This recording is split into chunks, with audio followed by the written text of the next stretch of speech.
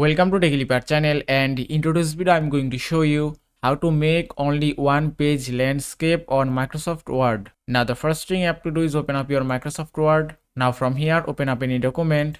Now here you can see there are 3 pages in my document. If you want to make landscape only second page, at first just click on layout tab and then put the cursor here and then put the cursor here on the first page. Then click on breaks option. After that click on next page and then click on orientation. Then you have to select landscape from here and it's done. Now if you scroll down, you can see in my document 3 pages are landscape mode. Now just click on breaks option again and then click on next page again.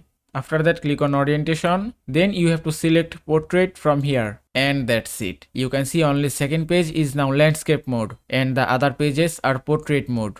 And that way you can easily make any single page landscape mode. And that is how you can make one page landscape on Microsoft Word. I hope this video was helpful. If it was, please give it a thumbs up and don't forget to subscribe.